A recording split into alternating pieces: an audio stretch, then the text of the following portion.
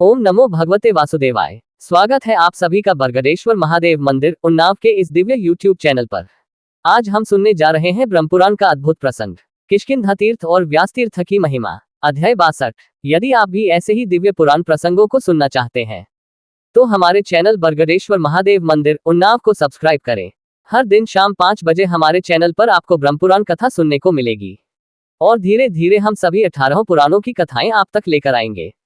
अगर आपको किसी विशेष पुराण या प्रसंग से जुड़ी जानकारी चाहिए तो कमेंट में जरूर पूछें, हम आपकी जिज्ञासाओं का समाधान अवश्य करेंगे। तो आइए शुरू करते हैं दिव्य कथा। ब्रह्मा जी कहते हैं, किष्किंधा तीर्थ बहुत विख्यात है। वह मनुष्यों की संपूर्ण कामनाओं को पूर्ण करने वाला और समस्त पापों को शांत करने वाला है। वहां भगवान शंकर निवास करते हैं। नारद, उस तीर्थ के स्वरूप का वर्णन करता हूँ, भक्तिपूर्वक सुनो। पूर्व काल में दशरथ नंदन भगवान श्री राम ने किष्किंधा निवासी वानरों को साथ लेकर जब समस्त लोकों को रुलाने वाले रावण को युद्ध में सेना और पुत्रों सहित मार डाला, तब सीता को पुनः प्राप्त करके अपने भाई लक्ष्मण, महाबली वानर, बलवान विभीषण और देवताओं के साथ वे स्वस्तिवा चिन्ह पूर्वक पुष्पक विमान से अयोध्या की ओर लौटे। पुष्पक विमान कुबेर का था। वह शीघ्रगामी और इच्छानुसार चलने वाला था। भगवान राम शत्रुओं का संहार करने वाले और शरणार्थी पुरुषों को शरण देने वाले थे। उन्होंने विमान से अयोध्या लौटते समय मार्ग में लोकपावनी गौतमी गंगा को देखा, जो समस्त अभीष्ट वस्तुओं को देने वाली तथा मन और नेत्रों के संताप का निवारण करने वाली है। गंगा जी का दर्शन करके महाराज श्री राम उनके तट पर उतरे और हनुमान आदि संपूर्ण वानरों को संबोधित करके गद्य वाणी में कहने लगे, ये गौतमी गंगा संपूर्ण जीवों की जननी है। ये भोग तो देती ही है, मोक्ष भी दे सकती है, भयंकर पापों का भी संहार कर डालती है। इनकी समानता करने वाली दूसरी पार कौन नदी है, जिन्हें महर्षि गौतम ने सबको शरण सम देने वाले भगवान शंकर की आराधना करके जटा सहित सम प्राप्त किया था। ये संपूर्ण अभिलषित फलों की जननी और अमंगलों का नाश करने वाली है। ये का समस्त संसार को पवित्र करने में समर्थ है। समस्त स्त्र सरिताओं की जननी गंगा का आज प्रत्यक्ष दर्शन है हुआ। मैं मन, वाणी और शरीर द्वारा सदा ही इन विशरणागत वत्सला गंगा जी की शरण लेता हूँ। भगवान श्री राम का यह वचन सुनकर समस्त शिव वानरों ने गंगा जी में डुबकी लगाए और संपूर्ण जल लौकिक उपहारों तथा अनेक प्रकार के पुष्पों द्वारा की उनकी विधिवत पूजा की। महाराज श्री रामचंद्र जी ने पर श्री महादेव जी का यथावत पूजन करके सर्वभावोपयुक्त वाक्यों द्वारा स्तवन किया।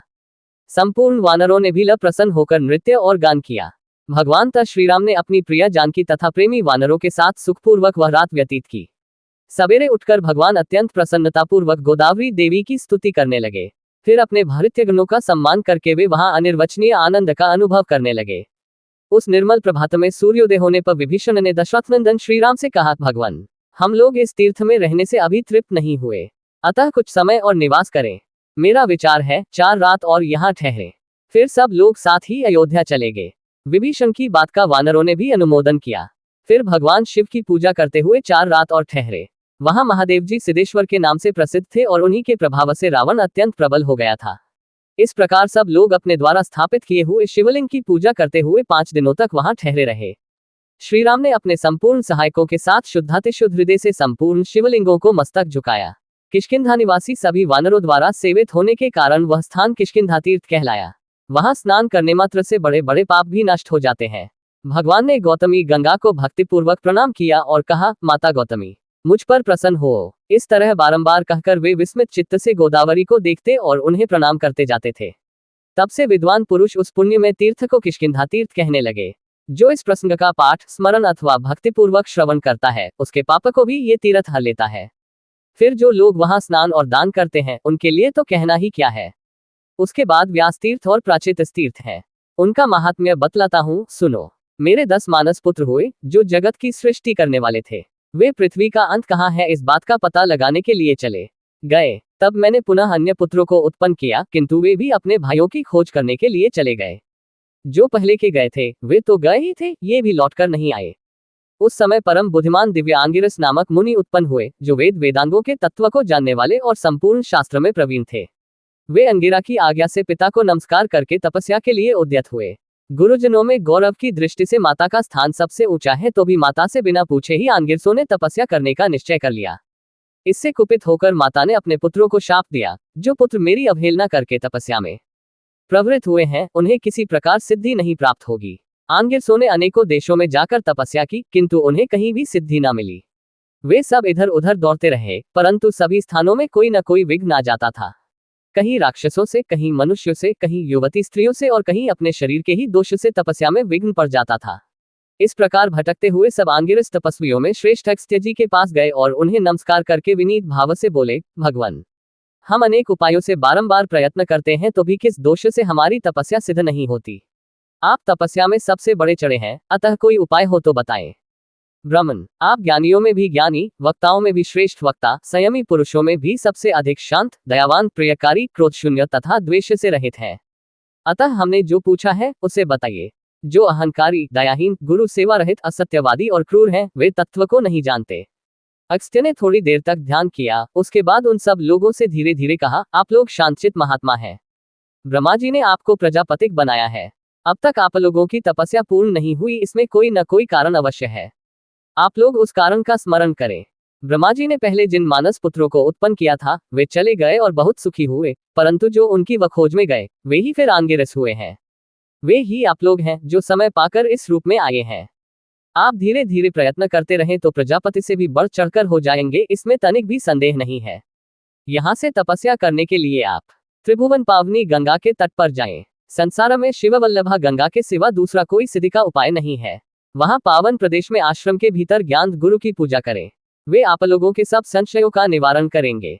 तब आंगिरसों ने महर्षि अगस्त्य से पूछा, ज्ञान किसको कहते हैं? ब्रह्मा, विष्णु, महेश, आदित्य, चंद्रमा, अग्नि और वरुण, इनमें कौन ज्ञान है?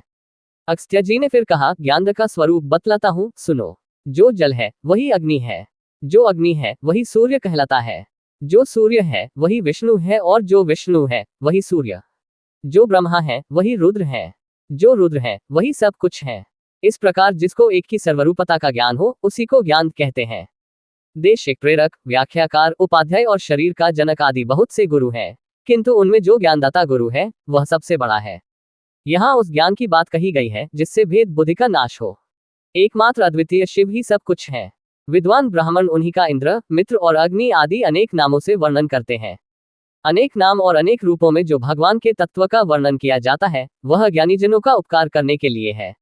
मुनि का यह वचन सुनकर वे गाथा गान करते हुए वहां से चले गए। उनमें से 5 तो उत्तर गंगा के तट पर गए और 5 दक्षिण गंगा के। वहां महर्षि अगस्त्य के बताए हुए देवताओं की विधि पूर्वक पूजा करने लगे। विशेषतः आसनों पर बैठकर वे तत्व का विचार किया करते थे। इससे उनके ऊपर समस्त देवता प्रसन्न हुए और बोले, विश्वयोनि ब्रह्मा जी ने युग के आदि में जो सृष्टा के पद की कल्पना की थी वह इसलिए कि अधर्मों की निवृत्ति हो, वेदों की स्थापना हो, संपूर्ण लोकों का उपकार हो, धर्म, अर्थ और काम की सिद्धि हो तथा पुराण, स्मृति, वेद और धर्मशास्त्रों के अर्थ का ठीक ठीक निश्चय हो। इसके अनुसार तुम सब लोगों को जगत सृष्टा का पद प्राप्त होगा। तुम सब उस पद के अनुरूप होगे। नारद, वे क्रमशः धीरे धीरे प्रजापति होंगे। जब अधर्म बढ़ेगा, वेदों का पराभव होगा और उन पर संकट आएगा, उस समय वेदों का उद्धार करने के लिए वे भावी व्यास होंगे। गंगा का उत्तम तट ही उनकी तपस्या का उत्तम स्थान होगा और वहां शिव, विष्णु, मैं, सूर्य, अग्नि और जल ये सब उपस्थित रहेंगे। इनसे बढ़कर पवित्र और इनसे श्रेष्ठ कहीं कुछ भी नहीं है। केवल परब्रह्म ही इन सब के आकारों में प्रकट हुआ है। सर्वस्वरूप शिव, जो व्यापक तथा संपूर्ण भाव पदार्थों का रूप धारण करने वाले हैं, समस्त प्राणियों पर कृपा करने के लिए उस तीर्थ में विशेष रूप से रहते हैं। उनके साथ संपूर्ण देवता भी निवास करते हैं। भगवान शिव सब पर अनुग्रह करने वाले हैं। वे आंगिरस, धर्मव्यास और वेदव्यास के नाम से प्रसिद्ध होंगे। उनका तीर्थ भी व्यासतीर्थ के नाम से ही तीनों लोकों में विख्यात है। व्यासतीर्थ बहुत ही उत्तम है। उसका जल पापरूपी कीचड़ को धोने वाला, मोहरूप अंधकार और मद का नाश करने वाला तथा मनुष्यों को सब प्रकार की सिद्धि देने वाला है। यदि आपको हमारे वीडियो ज्ञानवर्धक लगे तो लाइक, शेयर और सब्सक्राइब करना न भूलें, ताकि अधिक से अधिक लोग पुराणों की इस अमृतधारा से जुड़ सकें। अगर ये जानकारी पसंद आए हो तो हमारे चैनल बरगदेश्वर महादेव मंदिर उन्नाव को लाइक, शेयर और सब्सक्राइब करना न भूलें। फिर मिलेंगे नई जानकारी के साथ।